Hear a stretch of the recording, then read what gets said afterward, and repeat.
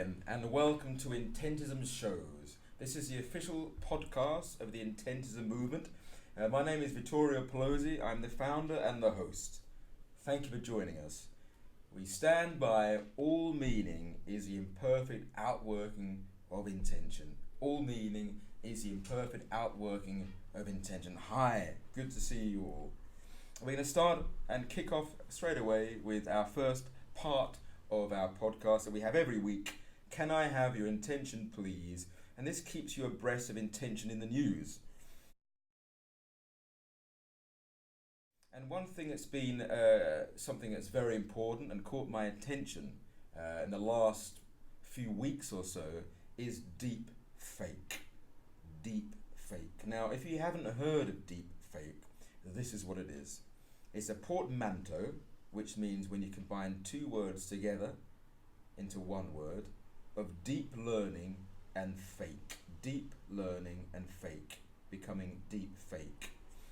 And what it is a person in an existing image, photograph or video is replaced with someone else's likeness. Now, it's become very popular. You may have seen it on YouTube. There's quite a good number of videos on YouTube with deepfake. Will Smith used it in a recent film called Gemini Man. Martin Scorsese, the Irishman, that is very acclaimed, has it for a number of the people in the film. The problem is, it's being used unethically. So, for example, for revenge porn, where you might be able to deepfake an ex's head on the body of someone involved in pornography. Celebrity pornographic videos using the same idea with some famous film star, and it will look like a sex tape when it isn't. And fake news. There was one recently where a Republican politician in the States appeared drunk, when really she was quite lucid, but the drunk quality was deep-faked, if I can use that as a verb. So it raises many ethical and philosophical questions. The question that I want to address here, though, in relationship to intention, is concerning origins and authorship. You see, what is the origin of the image when you see a deep fake? If you see fake news, like a politician slurring words, is it the actor or the politician you think it is that you're looking at? Is it really them? Moreover, who is the author of the deep fake? Is it the celebrity, because it is the celebrity actually speaking and it isn't deep fake, or it is deep fake but the content's still the same, so the author is still the celebrity? Or is it a computer whiz kid? Where is authorship? Where does it lie in that spectrum? You see, what we have here is the work alone. If the author is dead, then, like the new critics would argue, all we have is the work. The problem is, if all we have is the work, and we're not worried about origin, what basis can we argue against the authenticity of the image or the video? Because the authenticity is about origins. Again, it's a term that we don't like. In literary theory, in art theory, we've been told to get rid of everything to do with the author, everything to do with the intentions, everything to do with origins. And yet, time and time again, it doesn't work. In the real world, we need authorship, we need origin, we need intention. You see, an image, the work alone, an image is as genuine as any other image. There's no ethics. There's no morality with an image. Each image is authentically itself. A deep fake image is authentic as a deep fake image. It's still an image. We don't need to argue about morality. It's an image. Images are images are images. They're as genuine as every other image. It's a genuine deep fake image. You can't have a fake image. They're all genuine. Even deep fake images are genuinely deep fake. The thing is, though, you can't fake in the same way the original author and their intentions, and that's very important. So all images are the same, but we can look to the intention and look to the author and say, does that match? Can we get to it? And if so, does that match what we see? And that's what we're trying to do. We're trying to say, okay, what's the original source of that political, terrible tirade of slurred speech? What's the original source? Did it look like that? What was the intentions of this particular person when they were speaking? Was it to say that word? Was it to say it that way? Or has that been altered with deepfake? We can separate the work and the intention of the author. One is more genuine than the other. But all images, if we just look at the work, are things that you see, things that are manifest in the world, and by definition, they're all on the same level playing field. They're all the same. So there's a problem. That's why we need to go back to the author. That's why we need to go to intention. Deepfake, an exciting new technology, has serious repercussions, and we need to address those today. Very interesting. Can I have your intention, please? We're going to have a look now at Critical Corner. This part of the show, as I said to you before, is we're going to have a look at some of the most important, most influential theories of the last 100 years or more that relate to authorship, intention, meaning, hermeneutics, exegesis of a passage, and see how we can learn from them or improve on them or critique them. It's a spot on critical thinking and theory, and this week in an edition of the magazine Philosophy Now, there is an article about French artist Klein, and we advertised this at the end of last week's show to try and suggest it's worth tuning in, because he was an important figure in the French artistic movement of Nouveau Realism. Klein thought his ideas and his art had religious connotations. And the quote that we mentioned last week is this. He said, true art meant the ecstasy of pure experience. I'll read that again. The ecstasy of pure experience. That sounds wonderful, doesn't it? That sounds like every artist's dream, whether you're a fine artist, whether you're a musician, that when people hear your music or look at your work, there's this beautiful ecstasy, supernatural, spiritual, emotional feeling of pure experience in looking at the work. It sounds wonderful. It's what we want from art. It's immediate, it's powerful, and yet it has implications and furthermore complications. You see, we have experiences continually throughout our lives. You're watching me now, you're listening to me now. Anything we sense is an experience. Many, many thousands a day. These experiences, some can be very immediate, like maybe the smell of a flower, the smell of newly cut grass. But this is where it's different to looking at artwork. Most of these experiences only have one sentient participant, and that sentient participant is you. When you smell a flower, you are the only person whose mind is engaged with that experience. And so it's direct. It's not complicated. It's just how you appreciate and how you respond to that particular experience.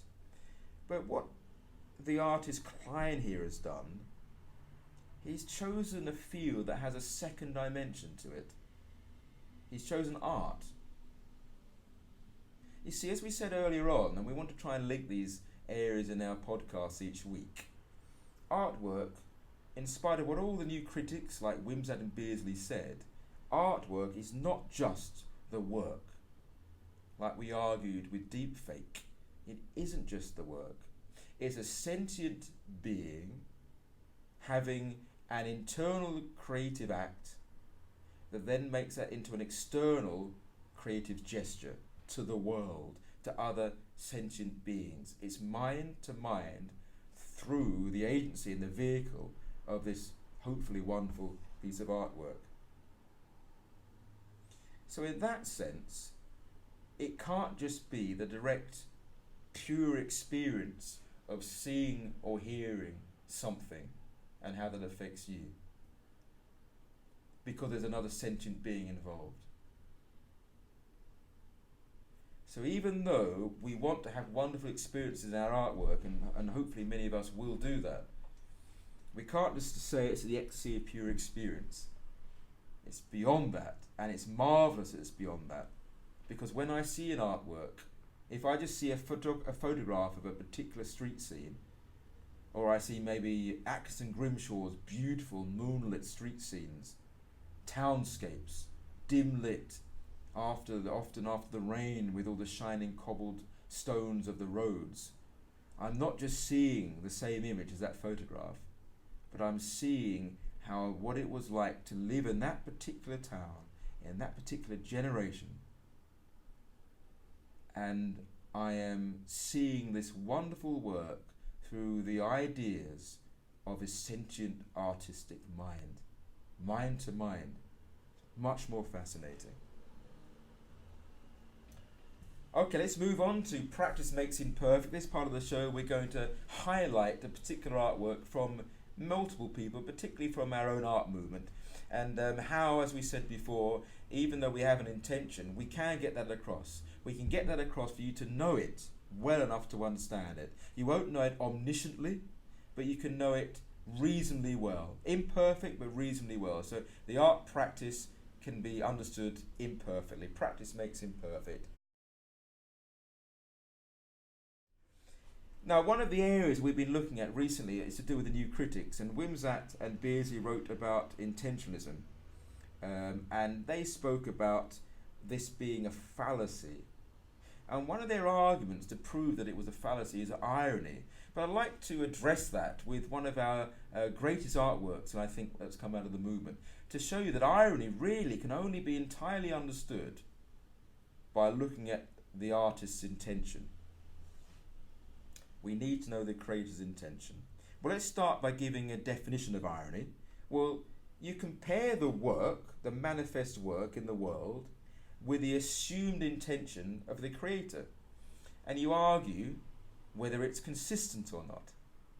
So, is there semantic friction? If there is semantic friction, then maybe it's a misquote from the writer. Maybe it's a typo. Maybe the writer was ignorant in what he was writing. If the answer is yes to any of those things, to this friction, then we haven't got irony. We have a misquote, a typo. We're reading something that's clearly wrong, and the writer did not understand, he was ignorant. You see, we need to understand the intention of the creator, to know that he knew what he was doing, that this thing that seems to have friction was intended. You relate the intention to the work to understand irony. Now, one of the most well-known Intentist artworks that we've produced was produced by my brother, Luciano Pelosi, and he created a wonderful work called Big Breakfast. And you'll see it on the screen in a minute. In it, as you've seen, you have alphabet spaghetti on toast. Beautifully photographed from above. But the alphabet spaghetti spell out these words. These letters are random. These letters are random. Now, you may not understand that at first, but there's a brilliant piece of irony there, and we'll unpick it together now. The only way we can know that the letters are random is because the text tells us that they're random. And how do we understand what the text says? We need to read the letters sequentially in an unrandom way, in a way that's proving the letters are not random, to understand the text is saying they are random. This echoes back to Magritte's painting, The Treachery of Images. Very famous work of the Surrealist movement, and it shows an illustration of a pipe, a painting of a pipe with the words underneath, "This is not a pipe." Now, the beauty of Big Breakfast is the irony is much stronger. It's a better work, in my opinion, because you could look at that painting of a pipe and say, yes, it's not a pipe. theoretically. It would be strange to do so, but as a thought experiment, it may not look like a pipe you've identified with in the past. It may not be a pipe to our liking. It's possible.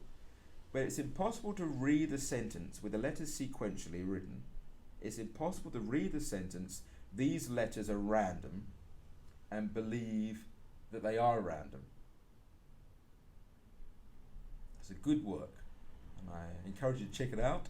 There's interviews about it, there's more explanation about it on our website, www.intentism.org, with a good piece of photography and a really good work by Vittorio Pelosi. All right, now keep watching. It's the end of the show. Thank you so much for tuning in. I hope you've enjoyed the show. Next time we'll look at the relevance of authorship and intention in the area of censorship. I think there are two ways that intention is very, very important in artwork. The first way is to do with censorship, and we'll have a look at that next week. But just to touch on that, I noticed our name at the back's gone off the screen, but that doesn't matter. The first one is, see if I can put it on like this again. Yes. The first one is the idea of responsibility. The idea of responsibility. The idea of responsibility. Now, an example of that was that a very famous philosopher called Martin Heidegger, he said that the author in many ways isn't involved in the text. It was elucidated much more later, but he was one of the fathers of looking at this sort of thing, and he spoke in various ways that we'll look at later on with the fusion of horizons. But he was found out to be a National Socialist with many writings advocating that. Now, if you believe the author is not relevant anymore, then fine, go ahead, write whatever you want, and we're not going to be concerned about your intentions and who you are. But there's a problem there with responsibility, and we're going to look at that next week, particularly with the work of Bill Cosby, a great comedian, but apparently his life led much to be desired. He committed, supposedly, according to the law, terrible acts, and do we need to judge his work in relationship to him and his own mind, him as the author of the comedy shows, in the light of his behaviour as a person? We'll also look at the Intentist filmmaking arm with Intent Films, which is very exciting. In practice makes perfect. Practice makes imperfect, rather. So please subscribe and like these videos. We'll try and make them each week. Comment below with thoughts, as we said before, and anything you want to see discussed. We have other videos, well over 100, including 50 videos called Intentist Bites, which are short little videos under 2 minutes that look at a particular theme in relationship to intention. Check those out. Please subscribe to those as well. And particularly our website at www.intentism.org, where there's everything to look at. Songs, articles, interviews, videos, artwork, everything. So please keep watching. Thank you for seeing this particular show. Goodbye. And again, thanks for watching. Bye-bye.